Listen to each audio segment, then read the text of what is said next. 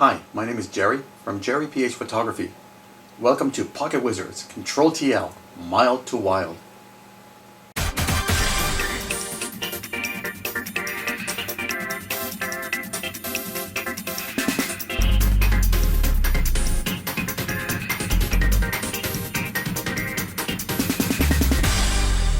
Hi, welcome back to video number 5 of ControlTL Mild to Wild. In this video here, what we're going to be doing is looking at HyperSync, as if you didn't know that already. So let's take a look at the things that we're going to be touching on in this vid. So we'll start off with the basics. We'll do at how shutters work, how high-speed sync works, how flashes pulse, say take a look at the pulse curves and things like that, the high-speed hack trick. We'll explain to you where that came from, what it is, and how it works. How HyperSync works. Finally, we're going to get an idea of how it works. Then we're going to talk about slow versus fast shutter speeds. And then we're going to take a look at some of the possible configuration options where we can do HyperSync from. And you'll be surprised, there's many options that we can be doing this from. So in terms of that, after all that is just sort of taking a look at, I'm going to take the time and show you how I optimize my HyperSync results using my method. How is it that I get the best results? And there's always like more than one way to do anything, right? But this is the way that I usually use and the one that works for me okay. Now we're going to be talking about the other options and some of the other ways that you might want to take. It's sort of my system is a sort of a compromise. It's not the most time involved, but it's not the shortest version either. So let's take a look at some of the things that we're going to do, and we'll start right away with the first section here on shutters. How shutters work. Actually, here's a bit of a surprise. I'm not going to be going into great detail about how shutters work. If you really need to know the intricacies of how a shutter works on a camera, there's like millions of videos on the web. Go take a look at them, okay? But just for the sake of our video here, let's go and do a bit of a simulation. What I did is I took these two flashes here. These two flashes represent the distance that our shutter curtain has to move from one side to the other. And we'll have the first curtain, the one that's going to open it, and the second curtain that's going to close the shutter, again represented by my hands. So it's very high tech, as you can tell. So here we go. When I want to take a shot, my curtain opens. The film or the digital sensor is exposed to the light. That's how we catch the picture. And then it's closed. Back up again. The speed at which this snaps open reaches the end, and then the other side snaps closed, its maximum speed is called your sync speed. Anything less than that means that this snaps open, there's a delay, and then this snaps closed. Anything faster, and here is what happens. As soon as this one starts opening, if I'm going faster than my sync speed, this one starts moving before that other one's reached the end. And that can get very interesting because it can be just sort of almost at the end. It can be kind of in the middle before it starts coming in. Or it can be almost to the point where you get this little slit of an opening that moves across the frame. Now, if you use your imagination a little bit, obviously you're going to be able to see that if I have one pulse of light and I open here, and it starts closing here, I'm not going to be able to light the whole frame. In the world of high-speed sync or HSS, what happens is, as this starts opening, and the other side starts closing, and we have that little slit open, the flashes pulse multiple times so that it can take the whole frame pretty evenly. However, if I'm not using high-speed sync, what happens is if I happen to have that little slit of an opening, you notice that I can't light the whole frame, and that will cause any place that's not lit by the frame will have banding or black lines on the frame. So that kind of explains how that works. Now, how does HyperSync differ from high-speed sync? Well, as opposed to having a flash pulse multiple times at lower power settings, what happens is I'm going to have one flash pop a burst of light. And the theory is we want to hope that the flash will last the entire time that the frame lasts. The realities of it are that it rarely happens. There's always going to be some kind of a compromise. Under worst case conditions, I'm going to have a lot of black in the frame, depending on my shutter speed and what my maximum sync speed is. And if I happen to have a flash that can last longer, then as this is moving along, I'm able to light more of the frame. When it comes with time to talk about flash duration, most studio heads have their longest duration at the lower power levels. Yet speed lights, the higher the power level, the longer the flash duration. And again, that thing about the speed light, the studio lights, I'm saying, that really depends on the the brand, the make, the model. Okay, there are certain speed lights that, studio heads that have short durations at low power. Others have their longest durations at low power. So it really depends on the brand manufacturer. You get to know your equipment, right? And then there's some other lights, which would be kind of the ones that I want to talk about later on, that are slow at the bottom and slow at the top, which are great for HyperSync. Okay? But they're not so good at other things. We'll talk about that when I get to that section. So, the concept. I'm going to have that.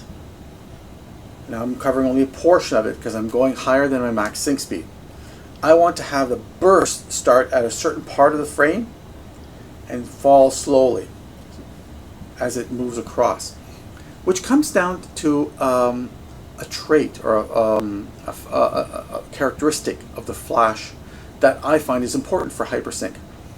You want a flash that ramps up very quickly, but that slopes or dies down very slowly. The higher the ramp up speed, the less of a black line will be on that side of the picture.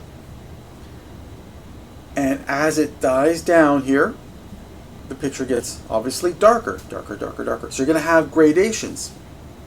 Now the flash event happens so quickly that, again, under ideal circumstances, we would want to have this thing peak very quick, almost like a straight line up, if you will, if I was looking at a bar graph, and then sort of stay as straight as it can and then slowly drop near the end of the shutter curtain travel. That's what we'd want to have happen. Unfortunately, that's not what happens, and it really depends a lot on your light source, the characteristics, if you will, of the flash pulse. So, we've talked a little bit about shutter curtains, we've talked a little bit about HSS, we've talked a little bit about HyperSync, just to give us the basis. I mentioned before the high-speed hack trick, and let's get into that one right now. The high-speed hack trick. How did I learn about it? I was reading a popular lighting forum or blog, if you will, many years ago. We're talking maybe 4 or 5 years now at this point. Actually, it was even before the ControlTLs were out on the market. They were still a gleam in the eyes of the Pocket Wizard personnel. And there was somebody out there who discovered that if you put together the camera in a certain way, you would be able to avoid getting the black banding that would normally happen when you're using off-camera flash or studio strobes. The trick was, every camera has 2 timing tables in it. One set of timing tables that it uses for normal flash up to and including its normal settings. And then when the camera thought that it had a flash on it that supported high-speed sync, it would use a different set of timing tables. And the guy found out that if you can fool the camera into thinking and using these different timing tables, that you could actually reduce or eliminate the black banding that happened when you used off-camera flash with wireless triggers. Now this also works with optical triggering, but you fall within the limitations of course of optical triggering, where anyone with a flash can be able to trigger your lights. You're limited to range. It doesn't work very well in bright conditions, so on and so forth. So the trick, as I developed it, or as I found out about it and you started using it, was to mix Pocket Wizard, old Pocket Wizard Plus 2s into the game. And I started out with using this on a D200, and and it doesn't matter what kind of a flash you put on it, as long as it's a TTL compatible flash that can sit on top of your camera, it will fool your camera into using high-speed sync timing tables. Now, if I just plug my Pocket Wizard right here on top and start taking it, I'm limited to 1/250th of a second, and that light being able to work in my system without giving me black banding. On this camera, because the maximum sync speed was 1/250th, that's what I was limited to. However, I found out that if I would do something like this, I would take a flash, in this case an old SB800, and it has a sync port on it, or if your camera has a sync port, I can use that. I would put the sync port, and I would plug that into here. I would then take my trusty little Pocket Wizard, and I would place it via industrial Velcro right here, and then I would take this sync cable and I would plug it not into the flash port, but into the camera sync port of the Plus 2, just like that. Make sure that that's here, and then do this. Just pop that into my camera. And then for Nikons, if I happen to have the camera setting that enabled 1/250th FP or focal plane, then all of a sudden I had the ability to synchronize my Pocket Wizard signal to another Pocket Wizard, and I'd be able to get little to no banding. Now, of course, this flash would want to try to fire. So my trick to try to get this as low a possible power level as available would be, I would set it to a manual power level. I would set this to 1/128th, which is its lowest manual power level. I would then bring out the wide angle diffuser, which cut power by a stop.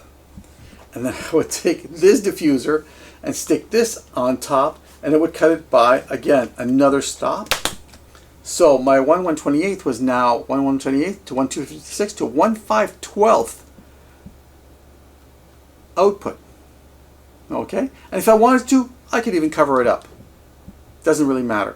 The point being, right now, when I turn this on, turn the Plus 2 on, turn my my flash on, turn the camera on, I can shoot at any shutter speed I want, up to and including 1/8000th of a second, and get pretty much any light source at full power to give me a clean frame. Now again, when I say any light source, I meant light sources like speed lights, who have a long duration at maximum power. Okay, so that's ultimately where you want it anyway, because one of the real advantages of using HyperSync is the ability to, and this is one of the reasons people like it, is I can shoot at 1/8000th of a second at f1.4 on the brightest of days and get a properly exposed subject and make daylight a lot darker.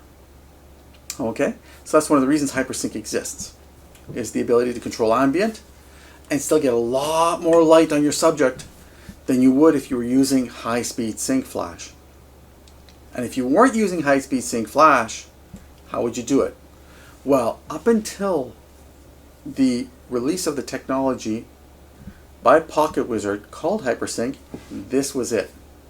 The problem with this was, although it worked, there was no way for me to adjust the shutter event to the flash event, so that if I happened to have a camera that had a slow shutter, the flash, or the brightest part of the flash, would have passed already by the time that this camera shutter opened and closed. And I would miss a lot of the power.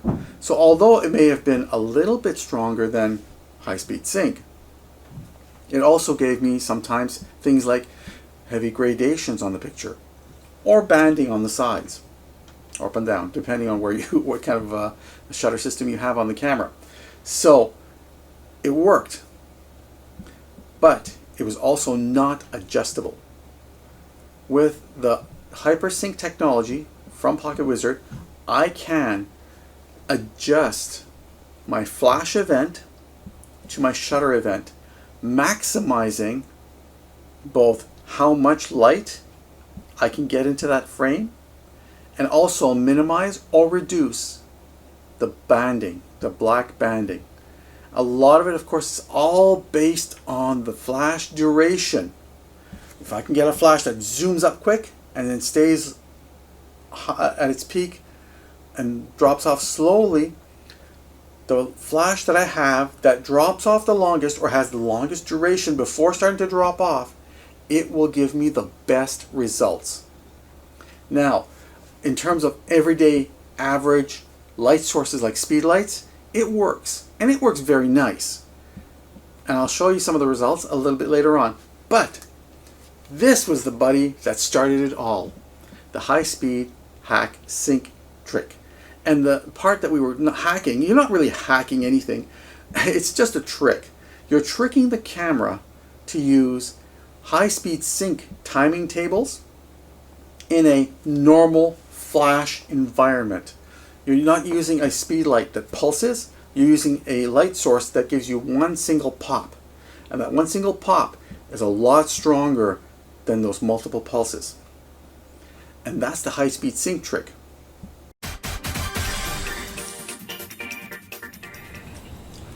Now, when it comes time to using the HyperSync technology, there's several different configurations that we can use. As far as from the camera side, we should have, as a bare minimum, you need to have a ControlTL unit sitting on top of your camera. That means, for me, I'm going to have either a mini TT1 with an AC3 or the Flex TT5 with an AC3 sitting on top of my camera. I can use a Flex TT5 with the SB900 as a controller, but those are options that are always going to be there. However, we don't have a choice. We need to have a ControlTL transmitter on top of the camera for us to have HyperSync. There are advantages for us to have a ControlTL unit to the other side, and I'll talk about those in a few seconds. However, one of the first configurations, the one that most popularly is going to be used, I believe, in the HyperSync setup world, if you will, is going to have to use a remote TT5, that's a ControlTL unit, on top of a supported flash. For me, that would be like an SB900. And here you see basically what's happening is I just happen to have my SB900 connected to the Flex TT5, and it's hooked in through an SC28 cable. The second one is where I'm going to use a mini on camera with that AC3, and I'm going to have a Flex with a non-supported speed light. Nikon, Vivitar, Canon, I don't care, anything, right? Pretty much anything with a hot shoe that has a voltage that's safe enough to not kill my my receiver, all right? And that can be anything. The difference now is I'm not hooking up through the hot shoe. If I'm not hooking up through the SC28 cable, I'm hooking up through a sync cable. And if I'm hooking up through a sync cable, that means that I'm using the P2 port on the Flex TT5. And that basically guarantees that I can't burn it out, and I can use pretty much any flash I want on there, okay? Again, that doesn't mean it's a 100% guarantee. There are flashes out there that have an incredible amount of voltage that potentially could damage your Flex TT5, So do the research and know which flexes can be dangerous to your flex or not. Okay? The third scenario is where I have a Mini on camera and I can fire it to a Mini TT5 connected to a studio head. There's an advantage to having a Flex TT5 connected to a studio head hooked to your camera or talking to your camera, which has a ControlTL unit on it. One of the advantages is, if you recall from the last video, we had the raised sync speed. I could shoot at 1/320th perfectly. I could shoot at 1/400th with my flashes. Well, that same goes with the studio heads. If I have a ControlTL on the receiving end, those raised sync speeds, they're available for me. Now, the next one on the list is a Mini on camera and a +2 with a non-supported speed light or studio head. Yeah, we can do HyperSync. And in this scenario, I happen to have, for example, an AC3 sitting on top of a Mini TT1 that's on my camera. And on the receiving end, I might have a speed light or a legacy speed light hooked into a +2. If I had a +2 on the other side, I'd be sort of limited to a 1/250th sync speed, or I could do the high-speed hack trick. However, the high-speed hack trick never gave me clean 1/320th or 1/400th. It would sort of draw power right off the bat, a little bit more than HyperSync does, because it's not optimized. But I have the ability to actually do the adjustment at the ControlTL side as a transmitter, and that's the beauty. That's going to be the advantage. If I am using a ControlTL as a transmitter, I have the ability to adjust the flash to shutter timing event to optimize the output of that flash or studio head that's connected to a +2 or a +1 or plus or whatever, okay? Anything that can work with the Pocket Wizard, and that's pretty much any version from now back to the very first Pocket Wizard products. The last one that's on the list is I can use third-party products. Those are products like, for example, the Palsy Buff and their Alien B line. They have products like the MC2, which is a receiver for their Einstein units, or the AC9 for the Alien B units. And these are what I consider third-party products, and Pocket Wizard makes products for other companies as well.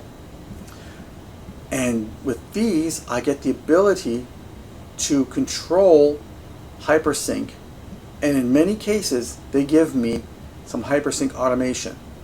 What that means is I don't need to go right in there and start fiddling with the settings or looking for the best. They've done a lot of the homework for me.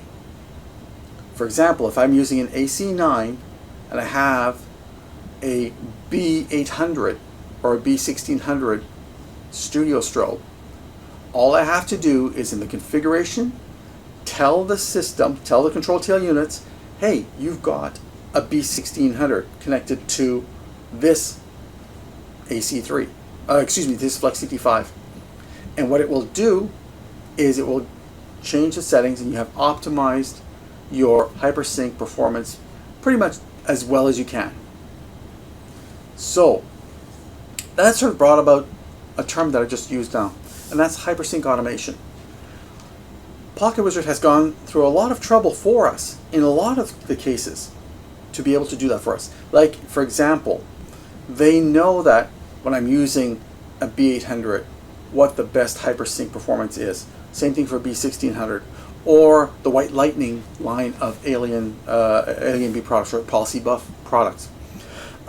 They've also gone through a lot of trouble to find us the best performance for their supported flashes, and that's one of the reasons that they ask you to use supported flashes. So if I use an SB900, there's not too much for me to do. I just put that flash on full power. It auto detects it. The Flex TT5 auto detects it, and the right timing tables are used. Same thing if I use an SB800, an SB700, an SB600, an SB400. Those timing tables are already optimized and set up for us. How about if I'm using a non-supported flash, either Studio or Speedlight? Well, there might not be any automation built into it, but I can adjust it. And that's the nice thing about this system. I'll show you how to do that. And in some cases, I might even use a supported flash and get a little bit more out of it because of production tolerances or factory differences from flash to flash. Every now and then you'll have a flash that gives you a little bit different performance, right? So their settings, which are fixed and static across all, say for example, all SB900s or SB910s, mine might be a little bit slower, a little bit faster. I'll be able to optimize it thanks to the HyperSync system. I'll be showing you how to do that. That's going to complete this little section now, and let's go on to the next. Okay, a little revision and expansion on the previous section.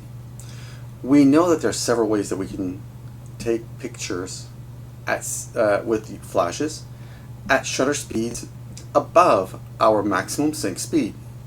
Indeed, if I take a look at all the options, there are 6 ways that I can do it. The first way is high-speed sync, right? The second way is the high-speed sync hack, which gives us a lot more light than high-speed sync alone by itself. However, using HyperSync in a combination of 4 different scenarios, we can get even more light into our frame with a single pop of that flash, normally at full power. The first way is when I use HyperSync automation. HyperSync automation is a methodology that asks me to use a camera from the list of supported cameras from PocketWizard. It also asks me to use a flash that's from the supported list of flashes by PocketWizard. And we use ControlTL units at both ends. Then I go into the Mini TT1 and I simply tell it to use HyperSync at all shutter speeds. And from there on, we just sort of leave everything in the hands of PocketWizard and the automated timing tables that they've provided for us. There's some good and there's some bad about that, and we'll take a look at those results in the following section when we actually take a look at the results of automated HyperSync. The next way is when I can take a ControlTL unit on camera and a ControlTL unit at the remote off-camera flash location, but I'm using a non-supported flash. For example, like a Vivitar 285, or pretty much any other flash, the old flashes, right? Or any flash that's not on the supported list. Yes, it'll work. Now we have to do this a little bit differently. For me to be able to control the HyperSync settings at the remote Flex TT5 side, I have to connect the flash to the P2 port via sync port that leads to a hot shoe that the flash is connected to. The next way after that is basically the same scenario, same camera setup, ControlTL. We're going to have a flex at the remote site, and we're going to use a studio head. In my case, I enjoy the PHOTOGENIC PL2500 DR. It's an amazingly powerful flash studio head at 1000 watt seconds. And the nice thing about this flash unit is that it has very long flash durations, but very long flash durations at low power all the way up to its maximum of 1000 watt seconds. What that means to me is if I set it up properly, I can set that flash at any power setting I want, and it will give me a full frame of light at any shutter speed from 1 second up to 1/8000th of a second. And that means it's extremely versatile. This is probably one of the most versatile setups that you can have. We'll take a look at that and how to set that up a little bit later on. The final scenario is when I have a ControlTL unit here on camera, and the remote is pretty much any other PocketWizard product except a ControlTL unit. So that would be the plus 2, the plus 3, the plus X, the multi-max. Heck, if you wanted to, you can use the old ancient flash wizard that they started off with decades ago. It would still work. Now, the issue here is there's no ControlTL on the other side because it's a non-ControlTL unit. So there's no way for me to play with the HyperSync settings at the remote unit. So to do that, to be able to get the most I can out of it, I set this up here. And I can play with the settings, the HyperSync settings, inside the transmitter on top of my camera. The disadvantage of that is there's only one setting. And if I have multiple lights, then I can only optimize for one set of lights. So one light would be optimized, and another light, if it was a different brand or had different flash duration characteristics, would not be as optimized as the one light. In the case of when I have a remote flex on pretty much any unit, I can then customize the settings for maximum efficiency depending on what I want in terms of minimum gradation or maximum light. I can set that individually per flash unit. So there's a plus and a minus down to everything. In this next section coming up, let's take a look at just the bare bones, the easiest way of playing with HyperSync, and that's using automated HyperSync results. In that test, we're going to be using a Nikon D4 with the ControlTL and a flash with an SB900 sitting on top of it, and we'll take a look at the results that Pocket Wizard has been able to do in their automated HyperSync results. Let's start this section now. Okay, to get ready to play with HyperSync, we have to set up our trigger to be HyperSync friendly. Basically, what that means is I'm going to plug in my Mini TT1 with the AC3 into the Pocket Wizard configuration utility, and I'm going to click on the HSS tab. In a previous video, you saw me come and use this option here, where I'm sort of limiting myself up to 1/1000th of a second for shutter speeds.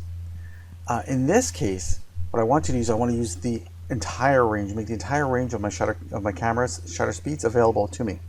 So I'm going to click HyperSync only. I'm going to disable the HSS, click on Apply Changes, confirm that, watch it get written.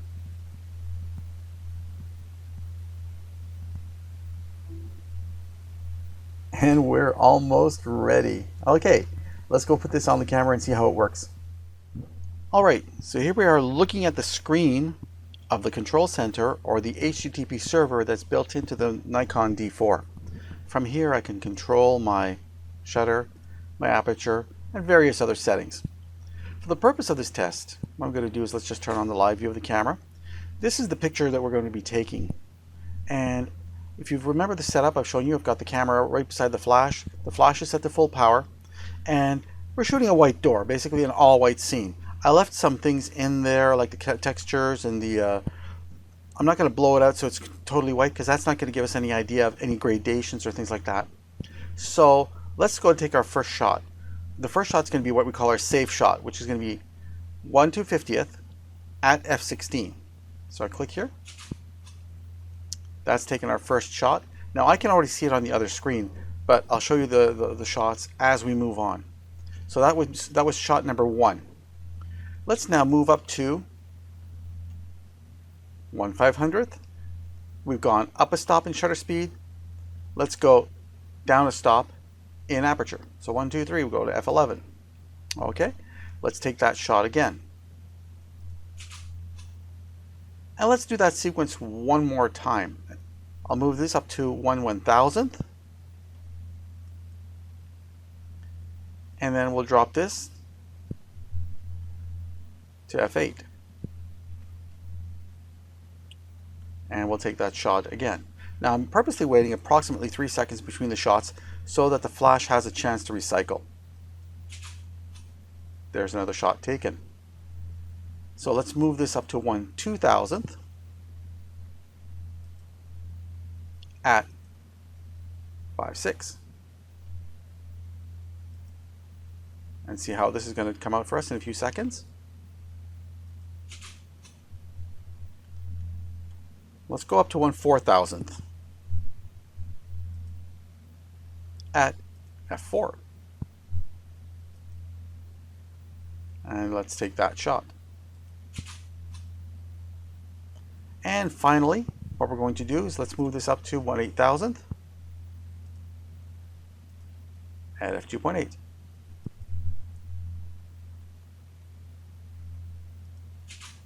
And we'll take a look at those shots. So basically what I've done is I flashed this door, this white door, so it gives us the best idea of where the gradation will be, where the cutoff points will be, and so on and so forth. Let's take a look at those shots.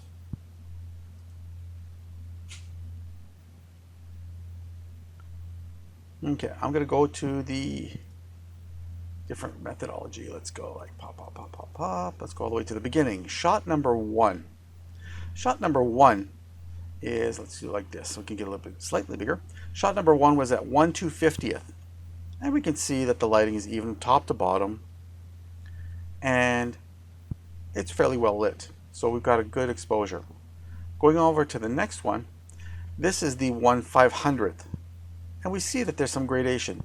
Brightest part on the bottom, going up to the top, we've lost a little bit of light. Let's go to 1/1000th. This is interesting. Although we do have a gradation, we also have a greater amount of light. This is almost totally blown out at the bottom. So we've actually gained some light. This tells me that there's a possibility that if we do the timing changes a little bit more intelligently, that we can move this high spot a little bit higher towards the center and give us a more even exposure if we were going to do manual adjustments. But we'll leave that for a future thing. So the first one was 1/250th. The second one was 1/500th. This is the 1/1000th. Let's go to the 1/2000th. Whoops. Here we go. A slight bit of gradation at the bottom. We have the beginnings of banding. However, now we see that the picture has a greater exposure in the center area. It's very even. And it goes well into the top. Let's go into number 5. So that was 1/250th, 1/500th, 1/1000th, 1/2000. This one is 1/4000.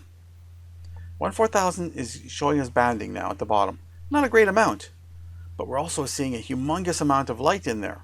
So we're really taking advantage of the peak amount of light at the tail end of the flash. Let's take a look at 1/8000. Okay, really, if I had no other choice, I could work with this by simply cropping this down. And yeah, we'd have approximately what, 85 to 90% of the picture here still available. Not a problem. However, this is Pocket Wizard's iteration of how they feel the HyperSync should work at the upper end of the shutter range. I think it's acceptable in terms of overall functionality. However, I also believe that if I go into the system and start using the manual settings, that I can improve on that. Now, there's no free lunch anywhere. Either we reduce the banding and reduce the amount of light, or we accept a certain amount of banding and we accept a maximum portion of light here. With speed lights, there are going to be certain limitations, and we can choose one or the other, right? We can use minimal clipping or maximum light. As far as the automated results that Pocket Wizard chose for us, this is what you get, okay? It's extremely workable, works very well, and it's great. Let's see if we can do better using the manual method.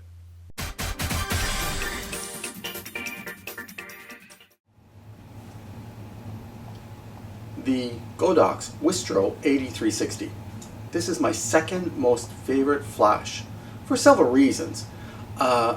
When it comes time to talk about a small light source that runs off of a portable battery pack that's very powerful at over 300 watt seconds, this is the one to have. However, one of the main reasons that I like it in relation to HyperSync is that this flash at full power has some incredibly long flash durations.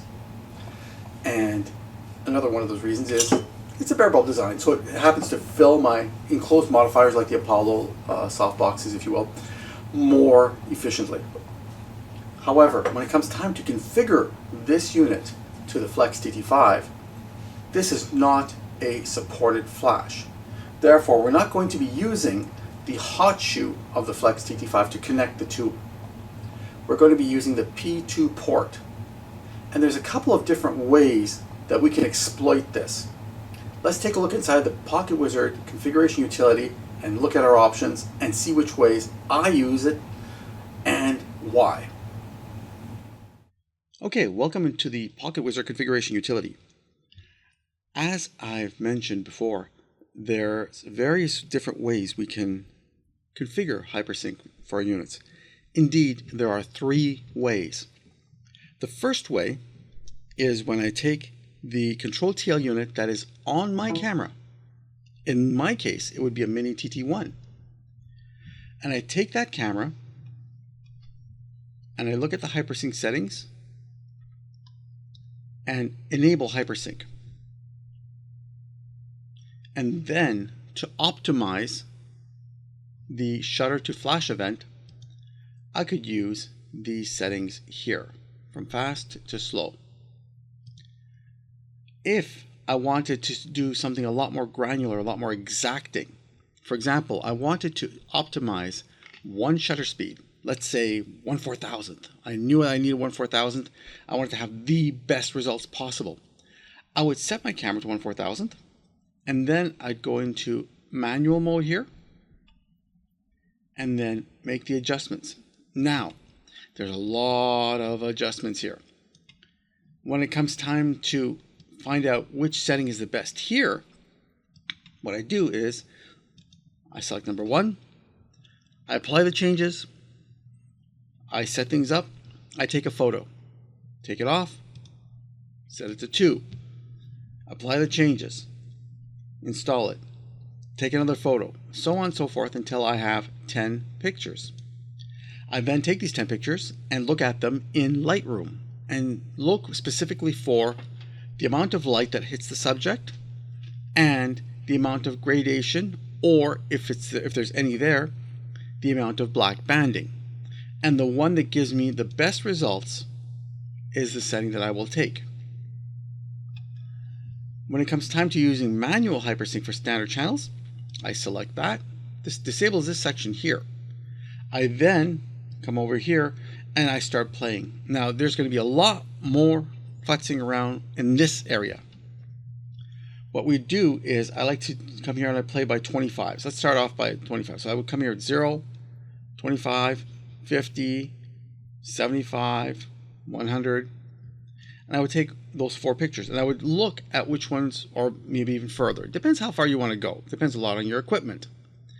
And I would look at the settings, whichever way it's getting better. As I move along here, it's going to get better, then it's going to start to get worse. So I come back. Then I start, instead of going by 25s, I now know that between 170, let's say, to 200 might be the area that I want to optimize within. So I can go by 10s. And once I find out that between 180 and 190 is the best, we're going to be pretty well optimized at this point. But if I wanted to know for sure whether 190, 185, or 180 was the best, I would take those 3 shots. And then I would document that, and I would know that when I'm at 1/4000th, I would have to use, for example, in my hypothetical situation here, that I'm using negative 180. For me and my needs, I've always found good results when I do it from here. Now, right now, we're talking at the ControlTL side that's on the camera, either the Mini TT1 or a Flash TT5 that's sitting on top of the camera. The first way is bang. So that's one way. Why would I do it this way? Well, that's if I don't have any other ControlTL units. Let's say I have a bunch of +2s and one Mini TT1. That means I can use HyperSync. But what happens if I have a plus, not a plus 2, but a TT1 on camera and several TT5s that hold their own flashes? In that case, I can leave that like this, and then I would further optimize the settings at each flash. So if I had, for example, an SB900 and a Godox AD360, I would have different settings at each TT5 that each flash is sitting on, and each would be optimized for the flash that's sitting on it, which is awesome. The third way, and this is the way that I like to set it up, it's actually a little easier. What happens is when it comes time to talk about the on-camera ControlTL unit, I do that. What does that mean? It means that I'm not using Pocket Wizard's ControlTL HyperSync timing tables. So if I'm not using those, which ones am I using? Well, at all shutter speeds under this, I'm using the standard channels, and at all channels above here,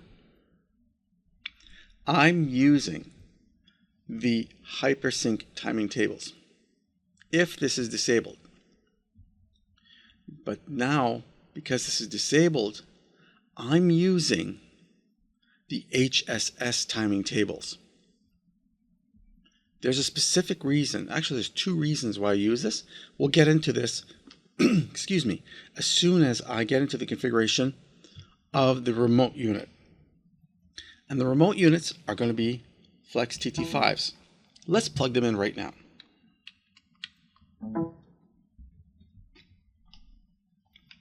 Now, on the other side, we know that I did not do anything here, that we left it blank. So, because I want the flash that's sitting on this flex to be using HyperSync, bang, I enable it. Because I want to optimize this flash that's sitting on this flex, I now have the ability to use either these wider settings or these more granular settings. If I'm using an AC9 with an Alien B product, here's where I would go for those, so on and so forth. So, if I'm using HyperSync for this flex as a receiver, I can also play with this. The P2 port settings, I can play with that here.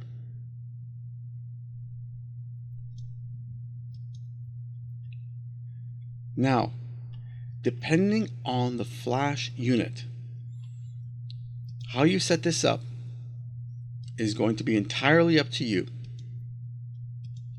And it will work based on your test results, whichever one numbers you're going to be using here.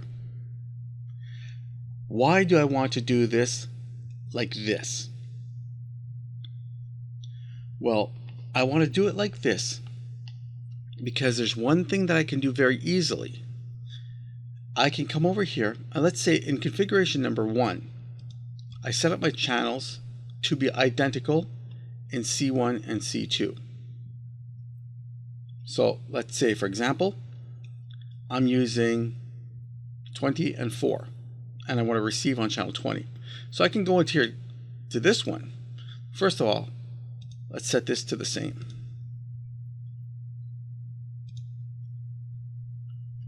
And then here comes the nice little kicker.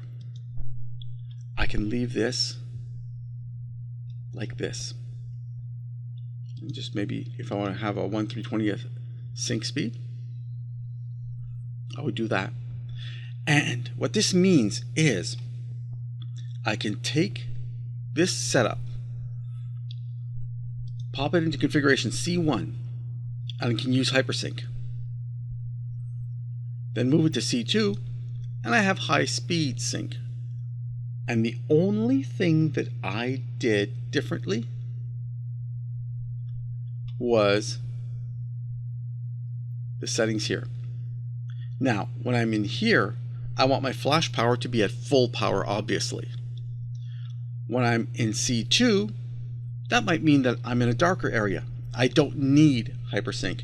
So I can take advantage of all the benefits that the ControlTL units give me at whatever shutter speeds up to my maximum sync speed.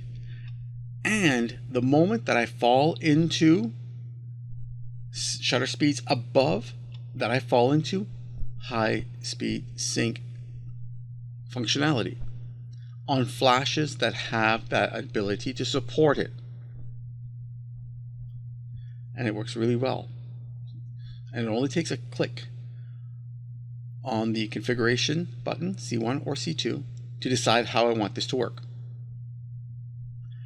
Because I didn't want to change my configuration settings on the ControlTL side that's on top of the camera, I wanted to just keep the same channels in both of them. And then I apply those changes. When it comes time to talking about non-standard flashes, this is where I'm going to be using the C1 configuration. And I found out that this is the one that works best for me. The best settings is the medium, with the Godox 8360. And I've had some very good results with that. Let me show them to you now. Okay, let's take a look at some pictures that I took that will sort of give us the results of a real life HyperSync situation using the Godox 8360 as the light source. Let's take a look at the first one. Isn't that wonderful? Look at all that light. Actually, I'm just kidding around. This is a base shot I took with no flash, but I had set my camera settings to manual at f/16th, 1/250th at ISO 100. Now, this is what it looks like during that way. If I take a look at the next shot, this is what it looks like with the flash turned on at full power. You can tell it's actually overexposed, and on top of it, my approximate distance from flash to subject is between 10 and 12 feet. I didn't bring the measuring tape with me. I sort of just measured off my foot a distance of 12 feet. So it's somewhere between 10 and 12 feet. And it's definitely more than 10 feet. But we can still see that there's a lot of overexposure happening. That's not important that I don't get the perfect picture. What we need to know is that if I look at the subject and then compare them with the next shot, meaning if I take the next shot at a higher shutter speed than 1/250th, I'm going to be in HyperSync. Let's take a look at that next shot. Here we are at f11, 1/500th. Now what have I done? I've taken the shutter speed and I've gone up one full stop, and to compensate I've lowered the aperture one full stop. In theory, if there was zero loss, the exposures should look the same. As it happens though, just look at the blues here, the blacks. This is still at my maximum sync speed. This is in HyperSync. I've got even more light on the subject. In other words, I've got a greater amount of light going on the person or the subject at 1/500th than I do at 1/250th. So I've not lost anything going into HyperSync. And let's see if this trend continues. Let's go to f8 and 1/1000th. Now, again, I'm not seeing a great loss of light. I'm seeing about the same amount of light as I would be at 1/250th. Indeed, maybe even a little bit more. Yeah, you can tell that the colors here are a little bit brighter and the blues are a little bit more washed out. Definitely. So between 1/500th and 1/1000th, we're looking at about the same amount of light, which is definitely more than at 1/250th. Okay, here's 1/1000th. Here's 1/2000th at f5.6. Looks the same to me. Just going back and forth. Yeah, looks like the same amount of light. At 1/4000th, am I seeing any banding? If there was going to be any banding on my camera, because of the way I'm holding the camera, it would be at the bottom here. I'm not seeing any banding at all. How about 1/8000th? Absolutely not. I'm seeing, as a matter of fact, no change in exposure on the face of my subject here. So 1/8000th, 1/4000th, 1/2000th, 1/1000th, 1/500th, and 1/250th are, for all intents and purposes, pretty much the same. Now, when we did the tests with the speedlight, we saw that there was a lot of banding at the bottom here. We saw a huge amount of gradation. And on these shots here, there's no apparent gradation. That's because the gradation is very, very little. How little?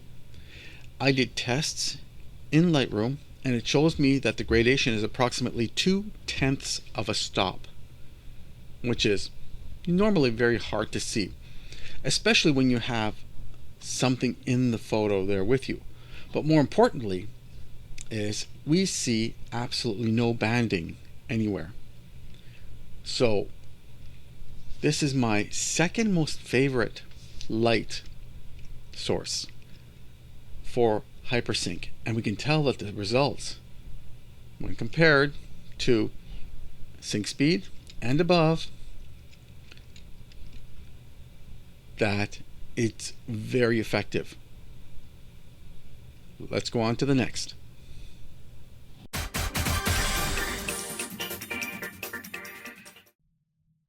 Okay, now before ending this little section here, there's one more thing that I need to talk about.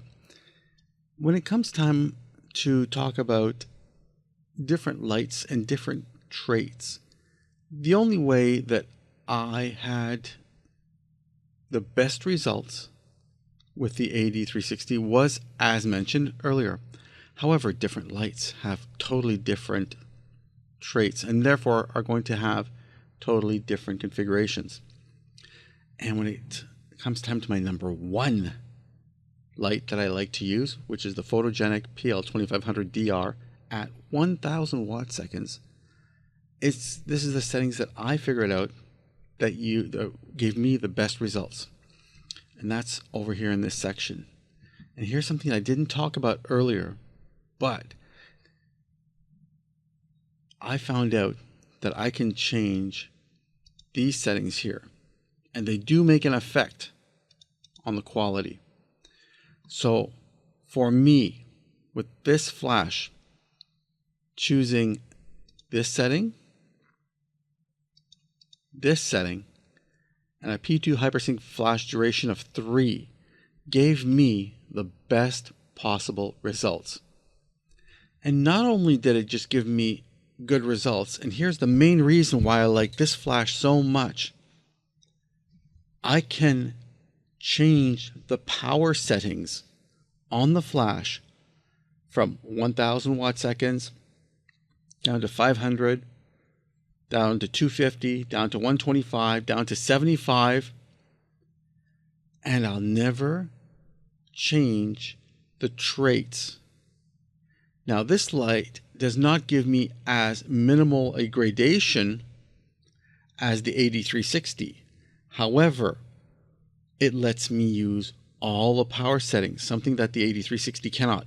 As soon as I go into half power, the flash speeds up so much that all of a sudden I've got like a half a frame of gradation. Whereas on this flash, well, I'll let the results speak to themselves. Check this out. Okay, let me tell you what you're looking at right here. I set up my photogenic head, slapped on a cloth diffuser and an ND filter to bring down the light as much as possible. I then set it at a lower power setting, which is approximately 77 watt seconds. which is about 1/8 power. 75% or 75 watt seconds is 1/8 power, but I set it up, it would just happen to be 77. So ISO 50, f4, 1/500th of a second at 77 watt seconds. You notice very little gradation, and there's no cutting off at the bottom. So nothing like that. And what I did next, I then set it up so that it went to 1000 watt seconds. Oh, excuse me. 1,000th of a 1/1000th shutter speeds at 125 watt seconds. So basically what I did was I went up a stop in shutter speed, up a stop in power. So it looks really close. My next one up is 1/2000th at 250 watt seconds. Where I noticed that it was a little bit stronger was here in the center area. Now that could have been because I might have bumped the head a little bit or changed the direction of the light just a little bit. But what's important is, yeah, again, no cutoffs, nothing like that. But there does seem to be a little bit more light in this area here. 1/4000th, again, everything's just the same as it was. We've lost that little bright patch. At least a little bit of it went away. So at least that's consistent. And again, we're not seeing a huge difference from frame to frame. We're seeing small differences, nothing major. 1/8000th at 1/1000 watt seconds. That's like full power.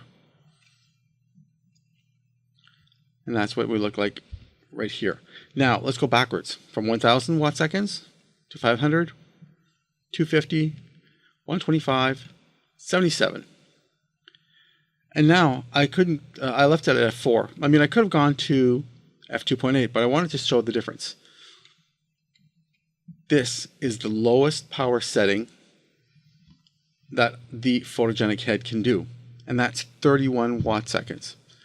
You'll notice that there's no cutting off at the bottom. So it's lighting it up. Everything else in the shot is dark. Here, that's the back of the room here. If there was no lights, you see absolutely nothing there. So this picture would be pretty much black. So as you can tell, it's working very well for me. And this is something that, although I'm getting some gradations here, I'm not getting any black banding. And I'm also playing with the power from its maximum to its minimum. This is what makes this light, or this light source, if you will, my favorite light source to play with when I'm using HyperSync.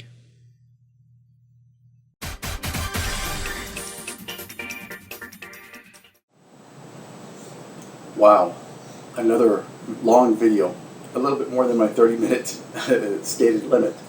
I really enjoy making this one. But if there's anything that we've learned throughout this whole thing, is that no matter how much you play and learn about the ControlTL units, there's always something new, there's always something different to learn. There's always a lot of experimentation involved with these units. That's a small price to pay for all the advantages, the features, and the functionalities that you have with it. The more complex that something is, the more features that something has, the more you need to take the time to learn about them. And as we saw, you can go through them and play with them in their most basic form, and they're functional and they're fun, but there's just so much more to them. These really, literally are the most advanced triggers on the market, bar none. And as of 2016, which actually today is January 1st, 2016, these are still the most advanced triggers on the market. I don't see anyone putting out anything more advanced, anything more functional in the near future. Someday these guys are going to be toppled. And I look forward to seeing those triggers. It's going to be pretty freaking amazing. But for now, there is nothing better. There is nothing that's more feature rich than these units right here. Even though we spent many hours here together, looking at all these features, learning about these features, there's still so much more to learn that I haven't touched on because I simply don't have all the equipment.